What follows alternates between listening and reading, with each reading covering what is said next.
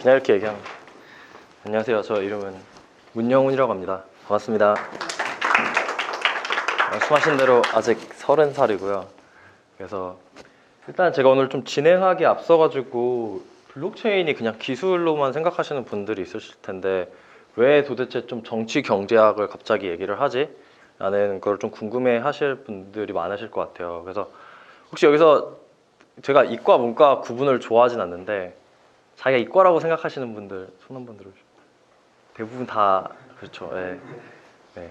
저는 그 아까 설명해 주신 대로 옛날부터 수학을 하다가 관심사가 많아가지고 경제도 관심을 갖다가 뭐 심리학도 관심을 갖다가 그러다 보니까 이제는 블록체인에 끌리게 됐었는데, 제가 끌린 이유는 어떻게 보면은 어떤 이과적인 부분이랑 문과적인 부분에 둘 다 어떤 만족시켜주는 재밌는 기술인 것 같아서 좀 처음에 블록체인을 하게 됐고, 블록체인을 통해서 우리가 어떤 여러 가지, 저는 자본주의의 구조에 대해서 많이 보는데 자본주의의 많은 문제점들을 블록체인이라는 걸 통해서 해결할 수 있지 않을까라는 질문에서 시작을 했었고요. 한 3년, 2014년부터 처음에 공부를 했었고 한 16년도부터는 채굴을 했어요. 그래서 그 비트코인 채굴기 아시나요? 혹시? 네, 비트코인 채굴기 엄청 사가지고 중국의 스촨성에서 이제 거기가 수력 발전이 싸거든요. 그래서 다 거기다가 몽땅 넣고 이제 채굴을 군대 있을 때 몰래 하던 기억이 있습니다. 네. 그러다가 이제 2017년부터 어떻게 보면 이제 블록체인을 좀 더 본격적으로 시작을 했는데, 정치 경제학을 말씀드리기 앞서서 두 가지 약간 예시를 들어드리고 싶은데, 여러 가지 자본주의의 구조와 관련해서 여러 가지 좀 중요한 기술들이 있어요. 대부분의 다양한 기술들은 이제는 기술로서만 끝나는 경우가 많은데, 이제는 사회적인 정치 경제 구조에 좀 큰 임팩트를 주는 기술들이 얘가 몇 가지 있는데, 13세기 총각 그때 시계라는 기술이, 타임 테크놀로지라는 시계라는 기술이 발명이 됐었어요. 그때 당시에는 대부분 이제 농노 생활을 하고 있었다라고 하더라고요.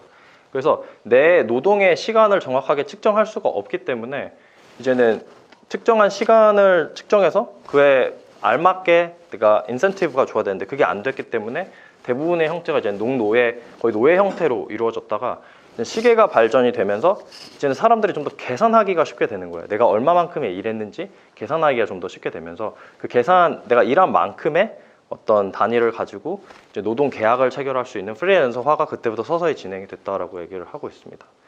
네, 그래서 기술 중에서도 특히 이제 블록체인이 건드리는 기술은 이제 계산도 그렇지만 여러 가지 회계라든지 기록을 하는 기술.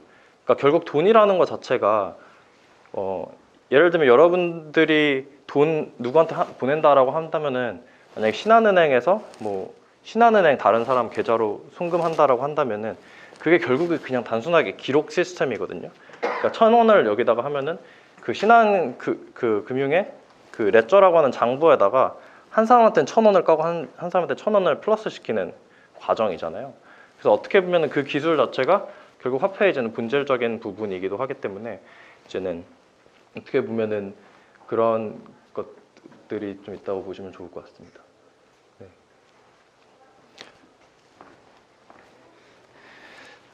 그래서 저는 오늘 크게 세 가지를 말씀을 드릴 텐데요.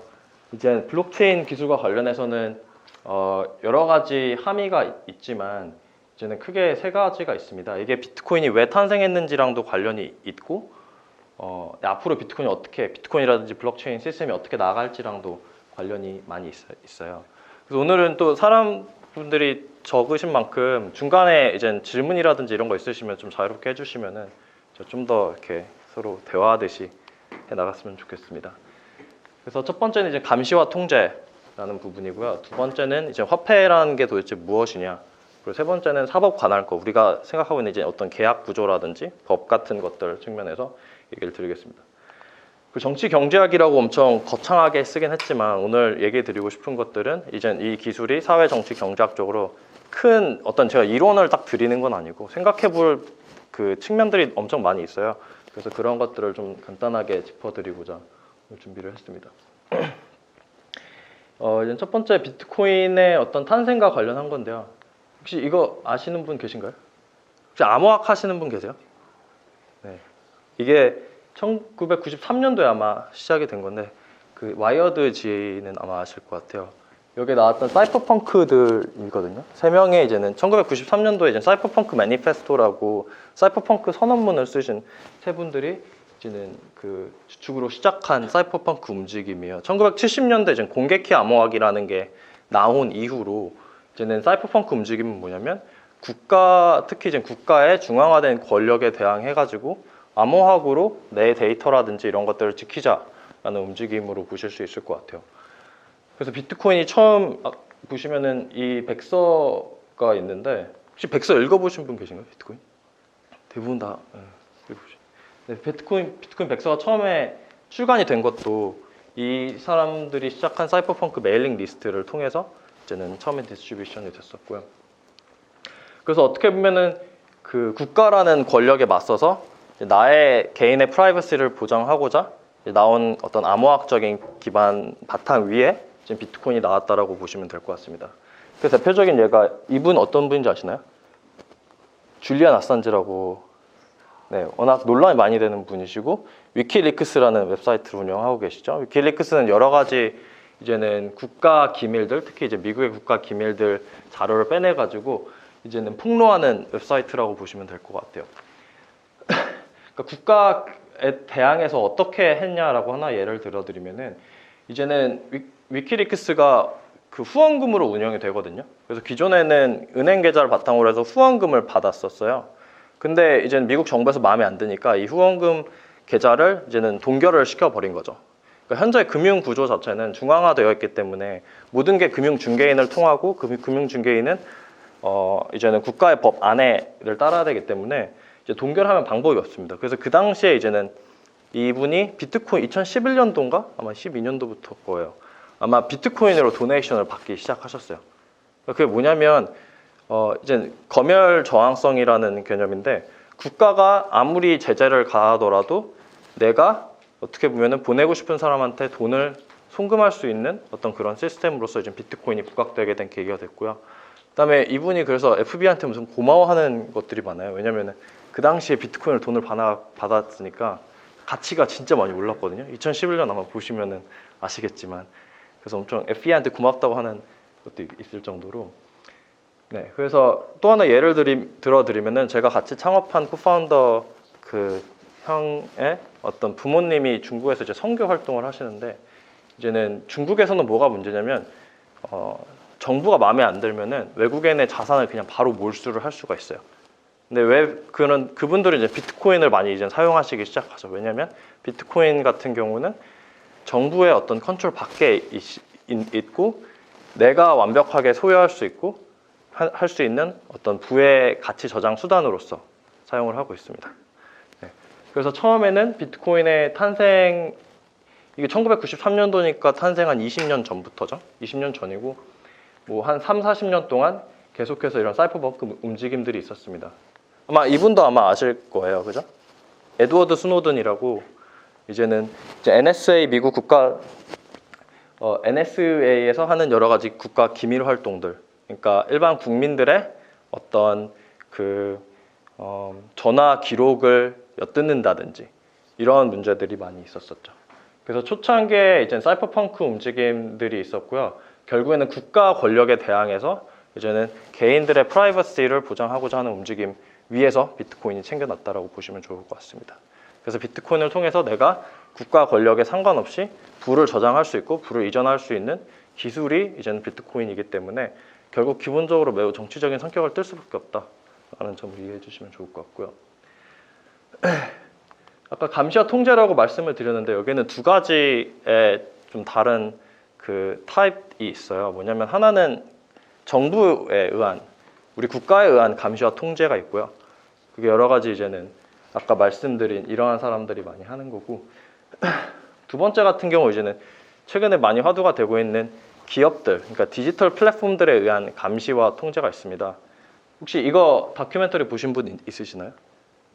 그레이텍이라고 이게 거대한 해킹이라는 건데 한번 보시면 정말 재밌어요. 이게 어떻게 하냐면 이제는 트럼프 대선 때 캠브리지 아날리티카라고 혹시 들어보신 분 계시나요? 캠브리지 아날리티카가 소셜 미디어 분석 기업인데요.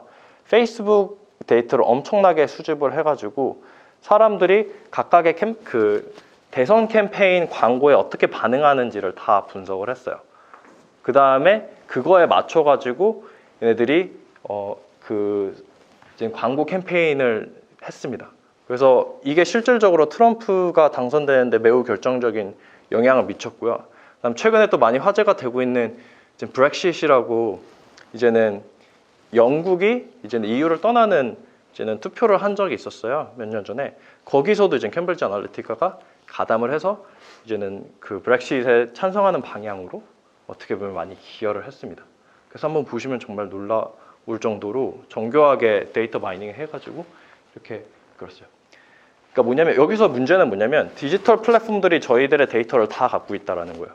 여러분 다 페이스북 쓰시고 구글 쓰시고 뭐 넷플릭스 쓰시잖아요. 그러니까 그 페이스북이 나에 대해서 정말 잘 알고 있을 때가 있고 나보다 더 아마존이 나에 대해서 더 잘 알고 있을 때가 있고 이제 각 디지털 플랫폼들이 다 있잖아요. 예를 들면 틴더 같은 경우는 제가 연애를 누구랑 하는지라든지 누굴 좋아하는지까지 얘네가 알고 있잖아요. 근데 이게 문제가 뭐냐면은 이 정보들을 얘네가 어떻게 하냐면 그 광고주들한테 팔죠. 광고주들한테 팔기 때문에 우리도 모르는 사이에 우리의 행동들이 광고주들이 원하는 방향으로 조금씩 이렇게 그 유도가 된다는 겁니다. 그래서 최근에 이제 디지털 플랫폼들에 의한 어떤 그런 감시와 통제들 이런 것들이 좀 화제가 되고 있고요. 그 다음에 이것을 좀 잘 정리한 책이 이제는 감시 자본주의의 시대라는 책인데요. 한번 관심 있으신 분들은 읽어보시면 좋을 것 같습니다. 그래서 감시와 통제에서는 아까 말씀드렸다시피 여러 가지 국가가 우리 개인의 정보를 바탕으로 해서 우리의 프라이버시를 침해하고 이제는 감시와 통제를 하는 경우가 하나 있고요. 두 번째 같은 경우는 여러 가지 디지털 플랫폼들이 우리의 그 어떤 프라이버시를 침해하는 경우가 있다라고 봐주시면 좋을 것 같습니다. 그래서 비트코인이라든지 블록체인을 하는 많은 어떤 사람들, 개발자부터 시작해서 여러 가지 뭐 위에서 사업을 하는 사람들이라고 한다면은 어떠한 이런 중앙기관의 어떤 데이터에 대한 소유와 통제 독점에 반대하는 어떻게 좀 분산화된 데이터 시스템을 만들려고 하는 것이 있습니다. 간단하게 이제 비트코인이 어떤 정치적 혐의를 갖고 있는지에 대해서 좀 더 구체적으로 말씀드리면은 이게 아마 다 보셨을 법한 그 비트코인 백서예요. 2008년에 나왔었죠. 그래서 비트코인 보면 피어-투-피어 일렉트로닉 캐시 시스템이라고 하는데 아마 캐시에 대해서는 별로 사람들이 신경을 별로 안 쓰셨을 거예요. 특히 이제는 어떻게 보면은 기술 쪽에 계신 분들은 그냥 캐시는 그냥 캐시잖아요. 그죠? 현금이잖아요. 현금이 도대체 무슨 의미야? 라고 생각을 하실 수가 있는데 현금은 우리 사회에서 엄청나게 중요한 함의를 갖고 있어요. 그렇기 때문에 여러분들이 뭐 마약을 여러분들이 하신다는 건 아닌데 마약을 구입한다거나 이상한 불법 거래를 할 때 사람들이 다 현금을 쓰는 이유가 있잖아요. 그래서 베어러 인스트루먼트라고 하는데 그 현금은 무조건 그걸 갖고 있는 사람한테 이제 그 소유권이 있어요. 그러니까 내가 1,000원을 떨어뜨려 가지고 이 사람이 1,000원을 주면은 내가 이 사람한테 내 거야라고 주장을 못 한다라는 거죠. 소유하고 있는 사람들이 100% 이제 소유할 수 있는 거고, 그래서 비트코인과 매우 비슷한 형태의 어떤 그런 소유권 개념을 갖고 있고요. 여러분들이 하시는 현금 거래를 제외한 모든 거래들은 물물 교환을 제외하고는 모두 다 금융 중개인들이 들어가요. 그래서 여러분들이 하는 모든 금융 거래는 현금 거래를 제외하고는 다 중개인을 통합니다. 중개인들이라고 한다면은 여러 가지 은행이라든지 금융기관들이 되겠죠. 근데 금융기관들은 누구의 규제를 받냐라고 한다면 정부의 규제를 받잖아요. 네, 근데 현금 거래는 유일하게 중개인 없이 거래 당사자 간 직접 이루어집니다. 그래서 기본적으로 그 현금이라는 시스템 자체가 기본적으로 P2P 방식이에요. 누구를 통하지 않아도 바로 전달해주면 되기 때문에. 그 다음에 현금은 비허가성입니다. 중간에 금융 중개인이 없기 때문에 이제는 누구도 그 해당 A가 B한테 이제 현금을 건네는 거를 막을 수가 없죠. 그렇기 때문에 이제는 검열 저항적이다라는 얘기를 많이 하는데 이제는 정부가 싫어하는 어떤 금융 거래도 막을 수가 없게 되어 있습니다. 그렇기 때문에 이제는 또 하나 특징은 P2P 방식으로 이루어지기 때문에 프라이버시를 보장한다라는 거를 말씀드릴 수가 있을 것 같아요. 혹시 여기까지 질문 있으십니까? 네.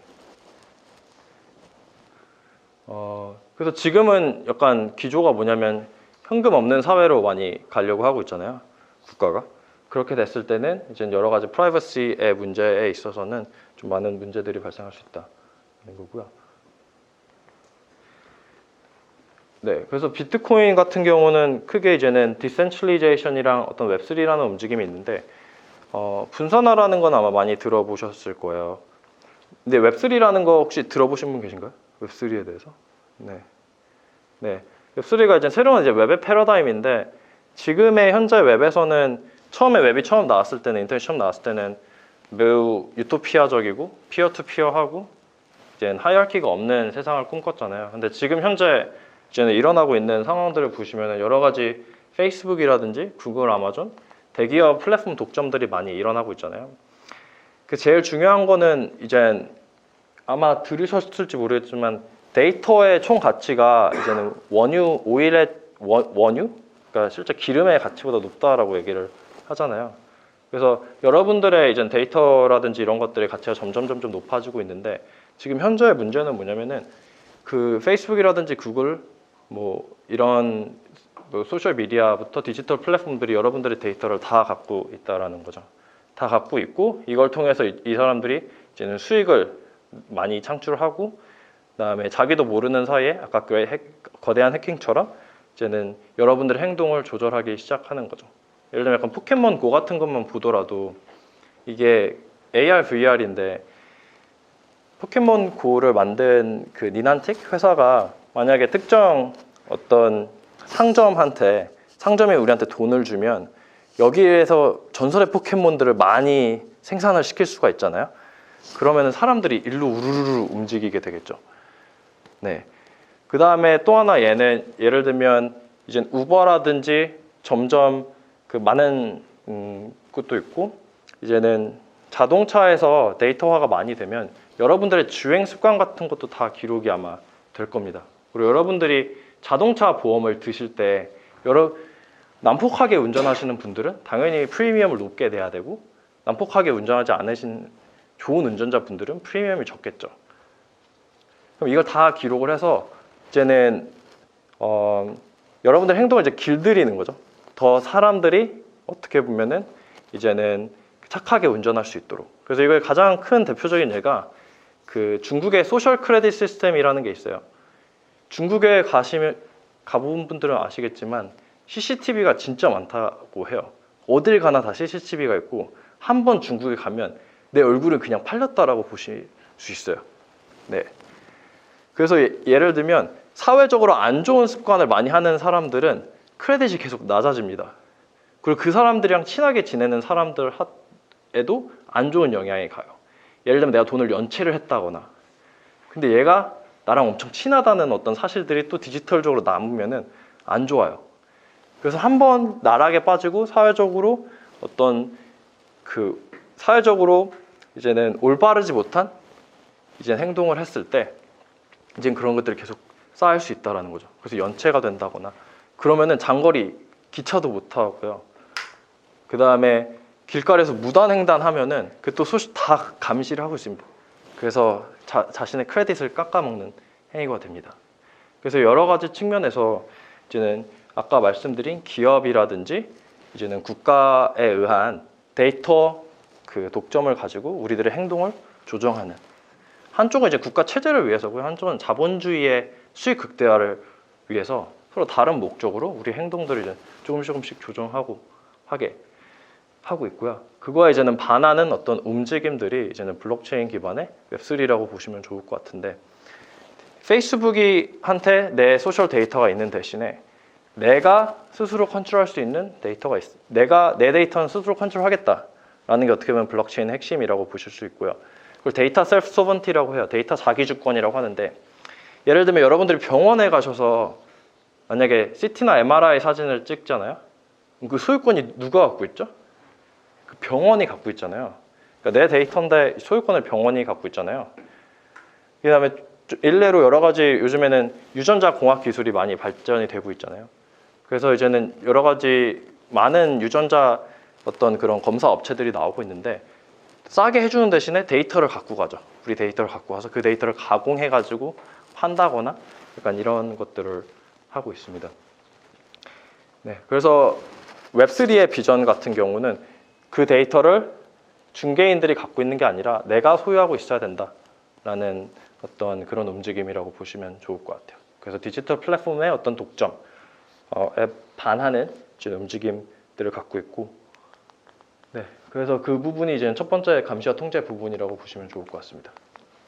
네, 여기까지 혹시 질문 있으신 분 계신가요? 제가 좀 드리면 이제 자유가 좀 억압될 수 있다라는 측면을 말할 수가 있고, 이제 국가가 또 잘못된 행동을 제재를 한다거나 그러면 좀 더 평화로운 세상으로 갈 수도 있지 않는가 이렇게 생각할 수 있으니까 양극단이. 그러니까 자유가 너무 이렇게 자유분방하면은 무질서할 수도 있는데 그런 사회가 좋은 건지, 아니면 다들 온순하고 착하게만 행동을 해야 되고 누군가가 다 감시하고 있어가지고 그렇게 살도록 종용을 하는 사회가 있을 수가 있는데, 어떻게 보면은 국가가 그렇게 모든 사람들을 잘 길들여서 온순하고 착하게 살게 만드는 사회가 더 좋아 보일 수도 있잖아요. 그런 측면에서 조금 한두 마디만 더 설명해 주시면, 그러니까 네. 그렇게 이제 누군가에 의해서 혹은 뭐 철학자에 의해서 온순하게 살도록 질서를 잘 지키고 사는 그게 어떤 우리한테 좋지 않은 영향이 될 수 있는지 혹시 좀 말씀해 주시면. 그건 약간 사람마다 다른 것 같고, 약간 문화라든지 국가 동서양에 따라서 좀 다른 것 같은데, 그러니까 결국에는 한쪽에는 개인이 있고 다른 한편에는 공동체가 있잖아요. 결국에 이제는 정치 시스템이라는 것도 이쪽에 보시면 아예 극단적인 아나키스트가 있고요. 아나키스트와 리버테리안이라고 하는 약간 자유주의자들이 있어요. 그러니까 개인이 뭘 하든지 다 내버려 둬야 된다. 여기 대표적인 예가 만약에 블록체인 위에서 암살 시장이 나온다. 내가 너한테 블록체인을 할 수 있는 것 중 무서운 것 중 하나는 뭐냐면은, 제가 어떤 사람이 싫은데 제가 돈이 많아요. 그러면은 이 사람이 죽으면은 내가 뭐 한 10억을 낼게 라는 비트코인으로 그거를 계약으로 적어 놓을 수가 있어요. 네, 그렇기 때문에 근데 저는 뒤에서 익명으로 다 할 수 있거든요. 그래서 블록체인을 보시면은 매우 어떻게 보면은 아까 말한 검열 저항성 때문에 말씀하신 것들, 그 다음에 북한에서 많이 쓰고 있다라는 보도가 계속 있고요. 아마 비트코인의 가장 큰 어떤 비트코인이 널리 사용되는데 가장 큰 장벽이 될 거는 아마 테러리스트들이 비트코인을 많이 쓰고 있고 쓸 거예요. 그러다가 결국에 이제 9.11 사태 같이 큰 게 하나 나오면은 비트코인이 전면적으로 이제는 금지가 될 수 있는 상황들이 여지가 많이 있거든요. 그래서 말씀하신 것대로 근데 그런 부분들은 이제 국가라든지 사람들이 어떤 정치적 성향을 갖고 있느냐에 따라서, 실제로 제가 듣기로는 중국에서는 그렇게 감시가 심한데도 사람들이 오히려 안전함을 많이 느낀다라고 얘기를 해요. 주변 사람들, 이상한 사람들이 없어지기 때문에 그냥 오히려 더 안정감을 많이 느낀다라고 얘기를 하고, 근데 미국 같은 나라는 좀 더 자유주의적인 성향이 강하기 때문에 그런 게 좀 힘들 수가 있는데, 좀 아마 스펙트럼에서 좀 생각해야 되지 않을까 그런 생각 갖고 있습니다. 네. 두 번째는 이제 화폐에 관한 내용인데요. 화폐라고 하면은 여러분 이게 돈이잖아요, 지폐. 그 대부분의 사람들이, 경제학자들도 이 돈이 뭐냐에 대해서 제대로 생각해 보지 않은 경우가 많아요. 우리는 그냥 돈을 그냥 있는 그대로 쓰기만 했지 그렇게 크게 생각하지 않거든요. 근데 여러 가지 측면들을 보면, 여러분들 한 20년 전에 이제는 껌 가격은 별로 안 올랐구나. 여러 가지 인플레이션율이 있잖아요. 가격들이 계속 오르죠. 이제는. 그런데 대부분의 사람들은 그냥 당연하게 생각을 하고 있고, 돈이라는 것 자체가 도대체 우리 사회에서 총량이 얼마인지, 어떻게 풀리는지, 돈을 찍어낸다는데 돈은 누구한테 찍어내는 건지, 왜 돈을 찍어내는데 나한테는 안 찍어내는 건지, 그 다음에 왜 지금 같은 경우 보시면은 마이너스 금리인데, 여러분 여기 마이너스 금리로 빌릴 수 있는 분 계세요? 그냥 무작정 돈 빌릴 수 있는 분 계세요? 없잖아요. 왜냐면 그게 다 신용도라는 게 연관이 돼 있거든요. 돈을 찍어내면은 누구한테 다 평등하게 찍어내는 게 아니에요. 평등하게 찍어내면 이제는 그건 정치의 영역이 아니겠죠. 평등하게 찍어내는 게 아니라 왜 여러분들은 1,000만 원, 2,000만 원 얼마 많이 못 빌리는데 저기 있는 은행들이라든지 이런 데는 오히려 돈을 받으면서 네, 수천억 되는 거를 찍어내갖고 자기 계좌로 넣을 수 있는지 이런 것들에 대해서 평소에 사람들은 많이 또 생각을 안 해보는 경우가 많아요. 그래서 근데 그게 극명하게 나왔던 게 아마 기억하시겠지만 2008년도 금융위기가 있잖아요. 2008년도 금융위기 때 그게 그런 은행과 어떤 금융 권력과 우리 어떤 국가를 다스리고 있는 정치 권력이 뭐 상당히 밀접하게 연관이 돼 있다라는 어떤 이제 주장들이라든지 그런 구조가 이제 실질적으로 좀 드러나게 된 계기가 됐는데요. 그래서 그거에 대한 반발로 이제는 비트코인이 또 나왔다라고 보시면 좋을 것 같아요. 왜 그러냐면 비트코인 블록체인을 보시면 블록체인은 이제 블록의 체인이잖아요. 그래서 각 블록에는 뭐 데이터를 담을 수 있는데 그 첫 번째 제네시스 블록에 담은 데이터가 더 영국의 타임즈 기사에 대한 링크가 담겨 있다라고 얘기를 해요. 이거는 많은 분들이 아마 아실 것 같은데 이게 뭐냐면은 금융위기 당시에 결국에 이제는 베일아웃을 했다는 구제 금융을 했다라는 거거든요. 그래서 정부가 이제는 그 디폴트 위기에 있는 그 은행들한테 이제 돈을 많이 찍어서 빌려줬다라고 얘기를 하고 있습니다. 그래서 이러한 사태 이후에 이제는 월스트리트 점령 운동이라고 혹시 들어보셨나요? 네, 이게 엄청 비트코인에 블록체인 이해하는 데 엄청 중요한 사건인데 결국에 뭐냐면 평상시에 우리가 이렇게 경제가 좋을 때 지금 같은 때는 이제는 그 은행들한테 값싼 이자로 그러니까 신용이 엄청 쌉니다. 그러니까 돈이 많이 풀릴 때는 은행들이 이제는 많은 돈을 찍어내는 걸 많이 받고 근데 이 은행들이 뭘 하냐면 여러 가지 이제는 리스크가 큰 활동들을 한다라는 거죠. 특히 이쪽 같은 경우는 당시 이제 그 주택 시장에서 이제는 모기지 상품들을 계속 패키징 해가지고 이게 뭐냐면 원래라고 한다면은 모기지를 하면 안 되는 사람들이 주택 가격 버블이 끼니까 예를 들면 돈이 많이 없는 사람들도 너 돈 없어도 괜찮아. 어차피 가격 오를 거야. 그냥 내가 담보로 그러니까 내가 이 집 산 다음에 이 집을 담보로 삼아서 돈을 빌렸어요. 근데 이 집 가격이 오른다라고 한다면은 담보물의 가치가 올랐잖아요. 내가 더 많은 돈을 또 빌릴 수가 있는 겁니다. 그래서 은행 같은 경우는 수수료를 많이 먹고 이걸 또 패키징 해가지고 팔 수가 있기 때문에 그런 서브프라임, 그러니까 신용도가 낮은 사람들한테도 이제는 누구나 이제는 주택을 모기지 해가지고 이렇게 얘기가 나온 거죠. 그래서 은행들이 값싼 신용을 가지고 여러 가지 이제는 주택 시장의 버블을 키우는 행위들을 했는데 이제는 막상 이 리스크가 너무 커가지고 금융 시스템 전반이 완전히 다 망가질 위기에 처했었잖아요.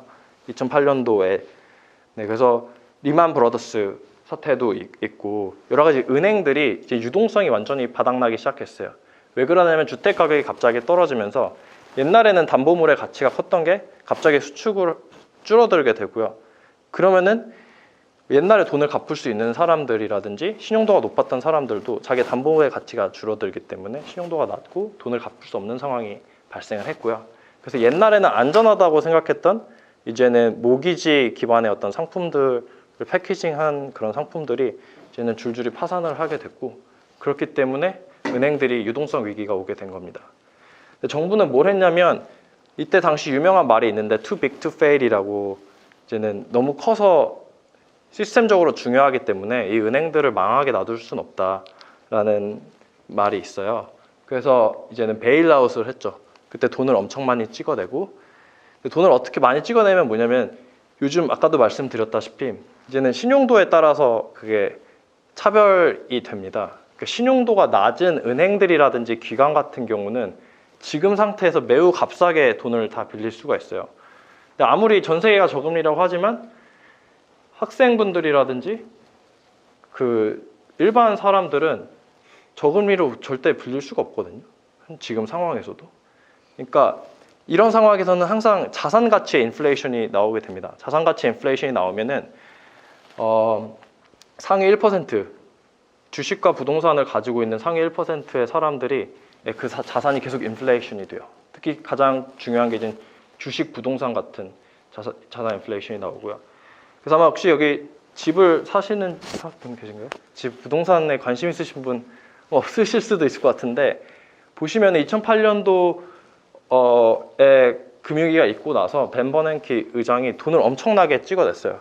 거의 기존의 이제 화폐 거의 한 3-4배 가량을 찍어내는 양적 완화라는 걸 시행을 했는데 그 다음부터 이제 전 세계 부동산이라든지 가격이 폭발적으로 상승하게 되는 계기가 되고요. 지금 보면 미국의 증시도 사상 최대치를 찍고 있습니다. 네. 그래서 어떻게 보면은 말씀을 좀 길게 드렸는데, 네, 여러 가지 현재 시스템에서 국가가 돈을 임의적으로 찍어내서 이제는 이미 돈이 많은 1%의 사람들의 자산 인플레이션을 부추기고 그 사람들을 구제금융하는 데 돈을 쓴다라는 비판이 많았습니다. 그래서 그게 결국에는 여기에 구호가 우리는 99%다라는 거였거든요. 그러니까 1%를 위한 어떤 정책이 아니라 미국 전체의 다수를 나타내는 99%를 위한 정책을 펴라 이렇게 얘기를 한 거고요. 그래서 아마 다들 아시겠지만 비트코인의 총량이 2,100만 개잖아요. 2,100만 개로 정해진 이유 자체도 이게 알고리즘적으로 정해져 있기 때문에 그 누구도 이제 비트코인의 총량을 바꿀 수 없잖아요. 그래서 돈을 맘대로 찍어내지 못하게 만들도록 이제 어떻게 보면 비트코인의 총량이 정해져 있다고 보시면 좋을 것 같습니다. 네.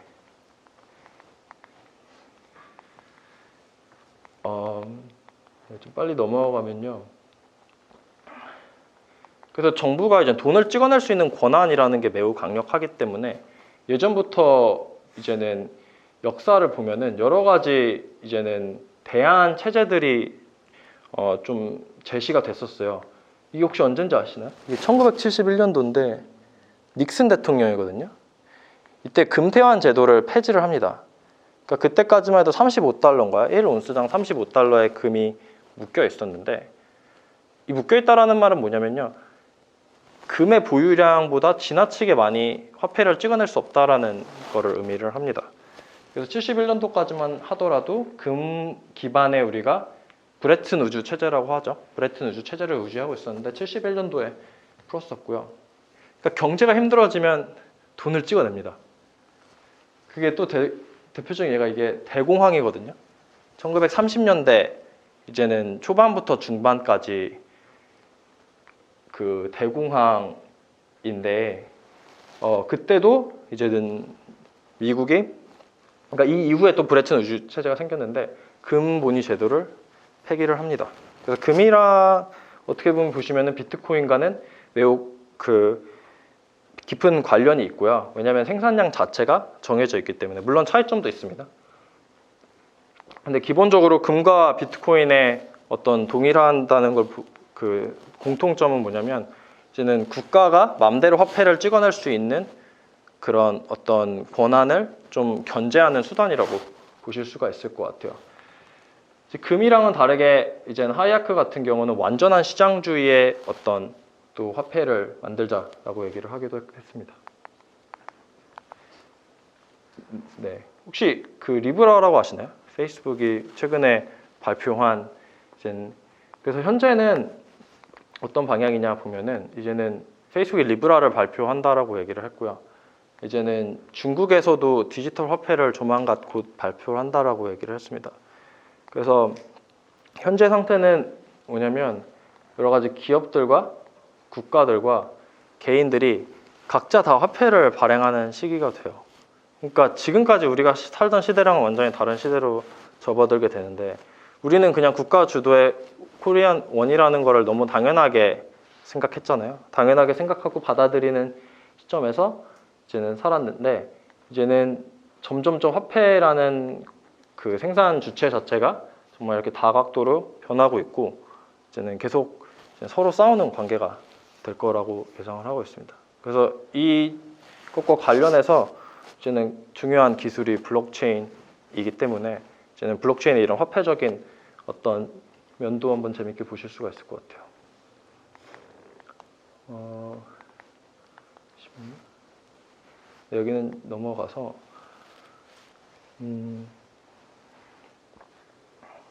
네, 그래서 크게 우리의 지금 재밌는 거는 뭐냐면 돈의 미래가 어떻게 될 것인가에 대해서 좀 재밌게 생각을 해보실 수가 있어요.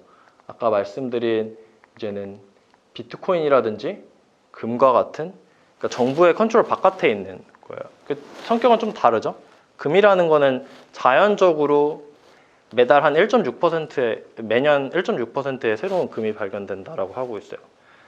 근데 비트코인은 알고리즘적으로 우리가 이거를 금을 프로그래밍 한 거랑 비슷하다고 보시면 좋을 것 같아요. 그래서 금이라든지 비트코인 같이 기존 정부 시스템의 바깥에 있는 화폐들이 있고요.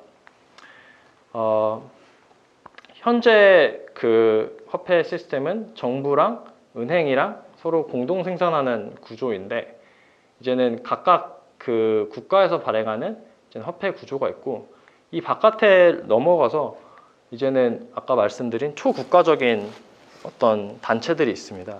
근데 이게 기업의 형태를 띨 수가 있고요.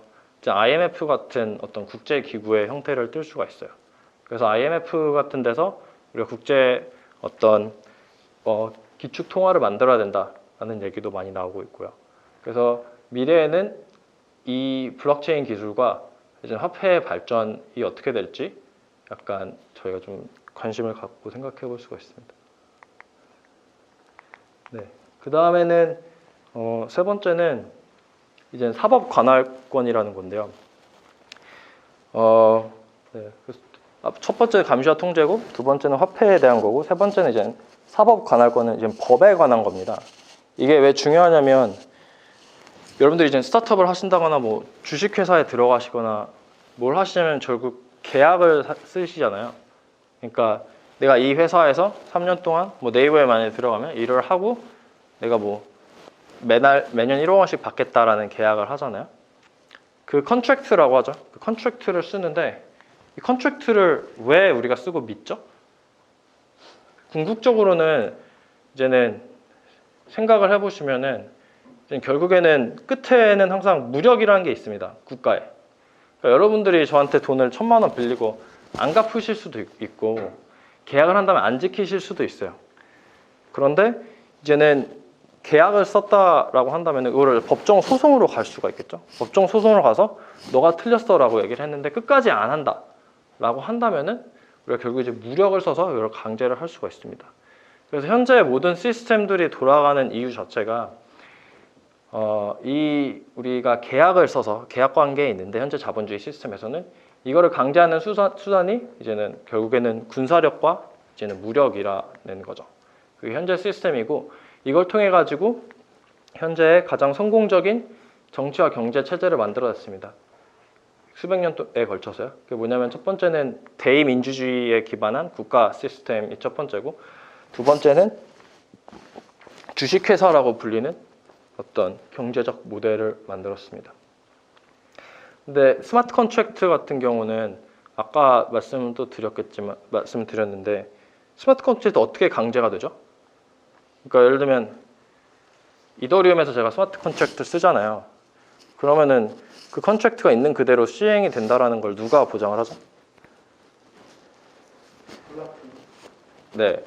그래서 이제 블록체인인데 좀 더 구체적으로 보면 암호학이랑 암호 경제학이라고 그 불리는 걸 통해서 되는 거죠. 그러니까 비트코인에 한 번 내용이 기록되면 왜 우리가 되돌릴 수 없느냐? 실질적으로 제가 돈이 엄청나게 무한히 많은 사람이라면 되돌릴 수 있어요. 실질적으로.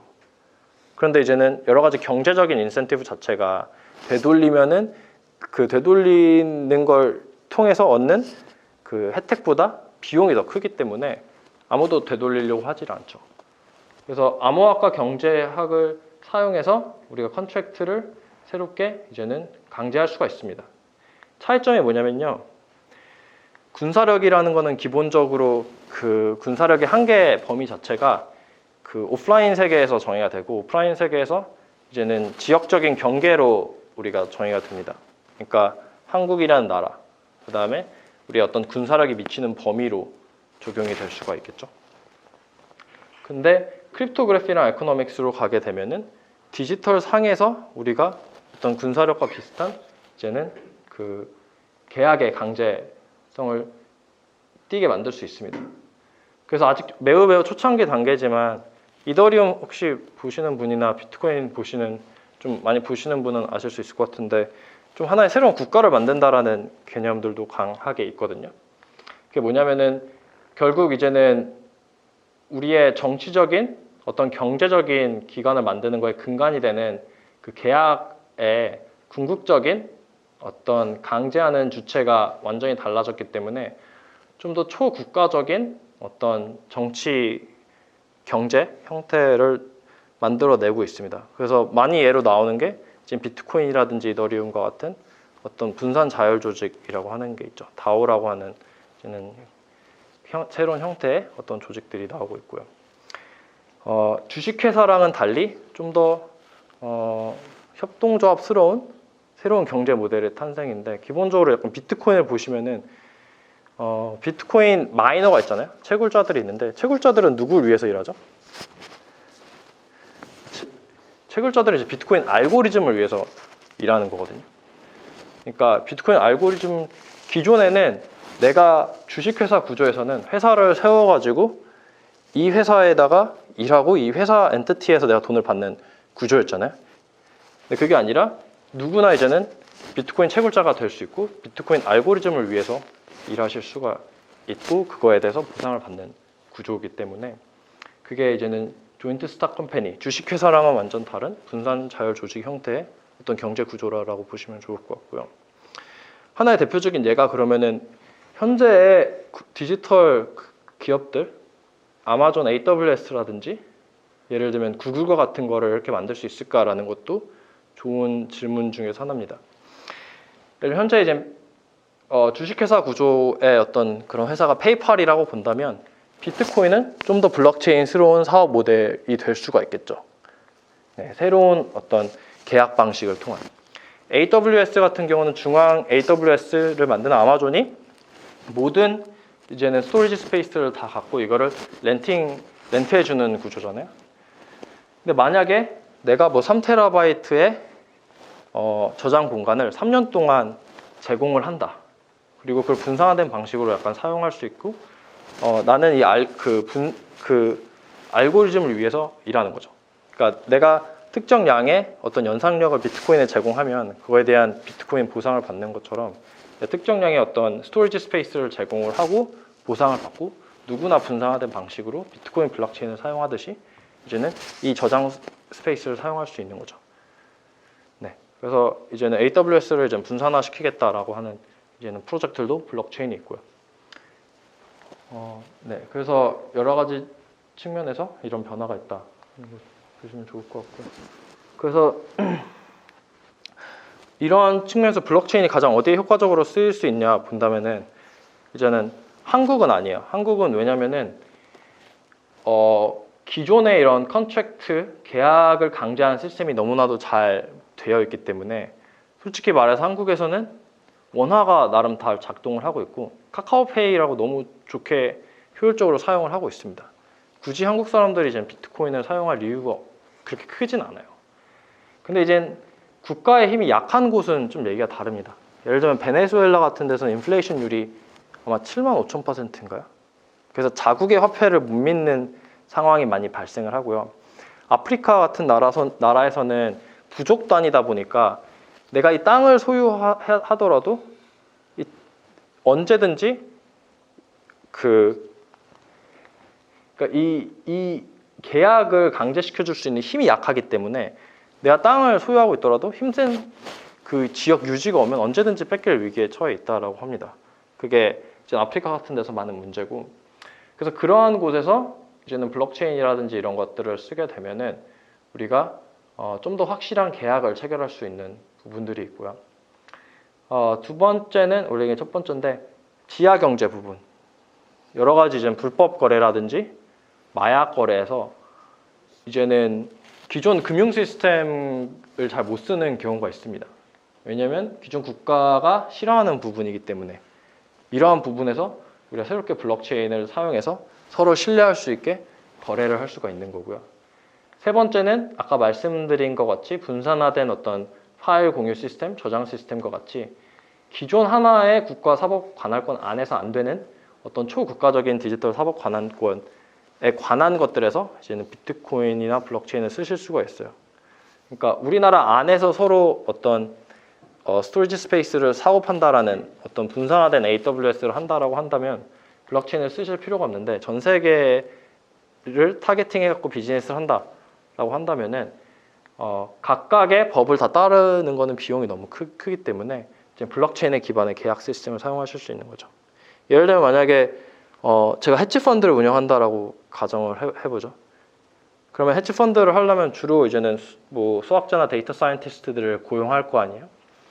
그럼 기존의 방식에서는 어떻게 하냐면 제가 한국에다 법인을 세웁니다. 법인을 세우고 제가 고용하는 사람들이 뭐 한국에 오든지, 그러니까 어떤 사법 관할권, 한국이라는 사법 관할권 안에 있는 어떤 안에서 계약을 합니다. 그래서 계약에 대해서 분쟁이 났을 때는 우리가 뭐 서울 지검에 가서 해결을 하라는 그런 문구들이 다 있잖아요. 기존의 방식에는 그렇게 하는데요. 이제는 블록체인 방식에서 어떻게 할 수 있냐면요. 누구나 퀀트들이 어떤 데이터셋에 대해서 자기의 그 프로젝션을 제시를 할 수 있습니다. 퀀트라는 게 결국에는 그냥 숫자가 있는데 그 다음 숫자 잘 예측하면 되는 직업이잖아요. 네. 그래서 이것들을 알고리즘에 서밋을 해요. 그래서 실제로는 좀 더 복잡한 구조가 있는데, 그래서 미래의 가격 예측을 잘하는 사람들은 이 돈으로 투자를 해갖고 굴리는 수익이 있을 거 아니에요. 그래서 이거를 잘 맞춘 사람들한테 이제 배분을 하게 됩니다. 그럼 어떤 현상이 일어나냐면요, 인터넷에서 막 옛날 복잡한 막 법적 절차를 거칠 필요 없이 인터넷에서 그냥 스마트 컨트랙트 하나, 좀 과장이 하나 하고 전 세계 데이터 사이언티스트 모두 이 컨트랙트랑 상호작용 인터랙션을 할 수가 있는 거죠. 그리고 새로운 형태의 어떤 분산 자율 조직을 만들 수가 있습니다. 네, 가장 기본적으로 생각하면 이걸로 뭐 전 세계 모든 사람들이 참여할 수 있는 로터리 복권 시스템도 만들 수 있어요. 엄청 간단해요. 약간 이더리움 스마트 컨트랙트를 만들면 뭐 코딩 하시는 분은 엄청 재밌는 게 될 것 같은데 1 이더씩 다 100개 받는 다음에 그 난수 생성만 잘하면 이 중에서 한 명한테 그냥 몰아주면 되잖아요. 그러니까 전 세계 모든 사람들이 믿고 참여할 수 있는 어떤 복권 시스템 같은 것도 이제는 바로 가능하게 되는 거죠. 네, 그래서 제가 가장 재밌게 보는 부분은 이 초국가적인 디지털 사법 관할권. 그래서 여러 가지 갬블링 요소도 많이 넣을 수가 있습니다. 근데 기존의 국가에서는 어떻게 보면은 그 사법 관할권 밖에 있는 경우가 많이 있죠. 네. 그래서 결국 이러한 특성 때문에 우리가 이제까지는 보지 못했던 완전하게 새로운 형태의 이제는 경제 구조가 나타날 거다. 그래서 만약에 스타트업을 생각하시는 분이 있다라고 한다면 저는 3번이 매우 좋은 그게 될 것 같은 게 이렇게 하게 되면 전 세계를 대상으로 바로 대출 플랫폼을 운영할 수가 있습니다. 옛날에 만약에 내가 대출을 해주려고 한다면 이제는 은행을 세우고 엄청 복잡한 절차를 거친 다음에 돈을 대출을 해주고 이랬었잖아요. 근데 이론적으로는 스마트 컨트랙트만 있다라고 한다면은 누구든지 이제는 이쪽에다 컨트랙트랑 얘기를 해가지고 돈을 다 빌릴 수가 있는 거죠. 그래서 결국에는 여러 가지 스타트업들 같은 경우는 기존보다 뭐 10배, 100배 더 효율적인 시스템들을 빨리 발견하고 그거를 이제 사업화시키는 게 중요한데, 그런 측면에서는 저는 이전보다 훨씬 더 빠른 속도로 글로벌 코오디네이션을 할 수 있기 때문에 네, 그러한 측면에서 새로운 이제 계약 기술로서 보시고 이게 새로운 어떤 그 경제 협력 구조, 주식회사 구조랑은 좀 다른 것 같아요. 주식회사 구조랑은 좀 다른, 하지만 훨씬 더 효율적인 어떤 구조를 만들어낼 수 있지 않을까라는 생각을 하고 있습니다. 네, 그래서 여기까지가 제가 발표 내용이고요. 하나씩 더 들어가면 재밌는 게 더 많은데 오늘 너무 짧은 시간이다 보니까 제가 다 설명을 못 해드린 것 같아서 혹시 질문 있으시면은 제가 하나씩 좀 더 자세히 설명을 드리도록 하겠습니다. 네, 그래서 정리를 하면은 이제는 블록체인은 기술로서 기술이긴 하지만 여러 가지 사회적인, 정치, 경제학적 함의가 큰 기술이라는 것을 다시 말씀을 드리고 싶고요. 첫 번째는 이제는 국가와 어떤 대규모 디지털 기업들의 감시와 통제에 저항하는 수단으로서 말씀을 드렸고, 두 번째는 국가의 독점적인 화폐 정책이에요. 국가의 독점적인 화폐 정책에 대항해가지고 누구나 자신의 화폐를 만들어 볼 수 있는 어떤 그런 새로운 가능성을 제시를 해줬다라고 생각을 하고요. 세 번째는 국가가 해주는 역할들을 보시면 여러분들의 소유권을 보장을 해주죠. 약간 이 땅이 네 땅이면 네 땅이고 이만큼 너가 돈을 갖고 있으면 돈을 갖고 있다라는 걸 국가가 보장을 해주고 너랑 다른 사람이랑 계약을 쓰게 되면 이거를 내가 계약이 잘 되도록 보장을 해줄게. 뭘 사용해서 이제 무력을 사용해서 해주는데 블록체인 같은 경우 이제 암호화기랑 경제학을 사용해서 누구나 이제는 계약을 쓸 수가 있게 만듦에 따라서 기존 국가의 사법 관할권을 초월해서 지금 다양한 인간의 협력들을 지금 가능케 하는 거죠.